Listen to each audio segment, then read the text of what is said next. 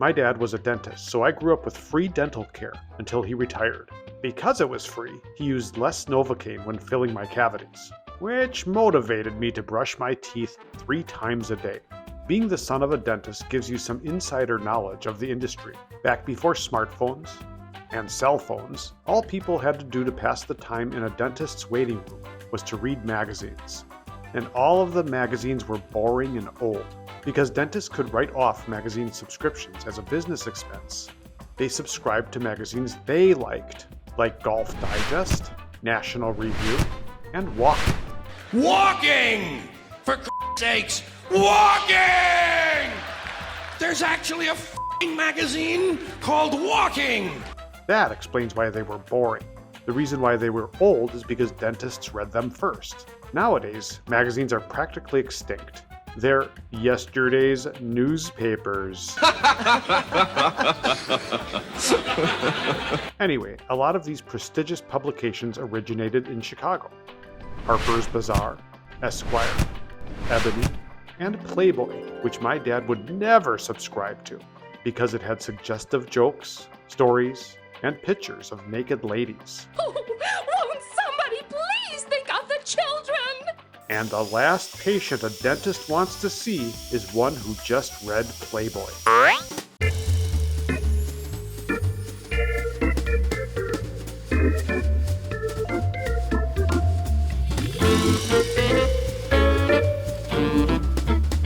Playboy was founded by a guy named Hugh Hefner. Hefner was born in Chicago in 1926. He grew up in Galewood, a middle-class neighborhood in the Austin community area. But don't tell anyone in Galewood they're in Austin, or they'll kick your ass.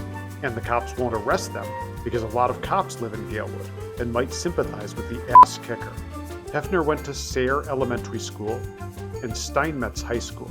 He got his bachelor's degree from the University of Illinois Urbana in Champaign in 1949, after only 2.5 years. His major was psychology, and he had a double minor in creative writing and art. The perfect combination for softcore porn. Before that, he was a copywriter for Esquire magazine until 1952, when he raised $8,000 from investors to start Playboy magazine. The first issue of Playboy was published in December 1953 and featured nude pictures of Marilyn Monroe. But there was more to Playboy than just nude pictures. It had articles, so guys could say, "I just read Playboy for the articles." You know, like the guys who say, "I only go to Hooters because I like their wings." Playboy had interviews. An interview with Lord Michaels. Oh, wait, that's no good. Short stories. And jokes. Our unabashed dictionary defines IUD as love springs internal. I don't get it. In 1959, Playboy Enterprises purchased the first Playboy Mansion in Chicago's Gold Coast. Hefner leased another mansion, the more famous one, in 1971 in California, and eventually lived there all year round, probably because of Chicago winters. The Chicago mansion was put up for sale in 1984. In 1960, the first Playboy Club opened in Chicago. In 1963, Hefner was arrested for promoting obscene literature after Jane Mansfield posed nude in bed with a man present. But if the man wasn't present, it would have been fine. In 1965, Playboy purchased the leasehold at 919 North Michigan Avenue and called it, you guessed it, the Playboy Building. It was their headquarters until they moved to 680 North Lakeshore Drive in 1989.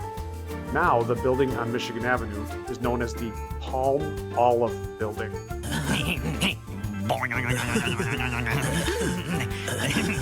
In 2015, Playboy announced that it would no longer publish pictures of full frontal nudity.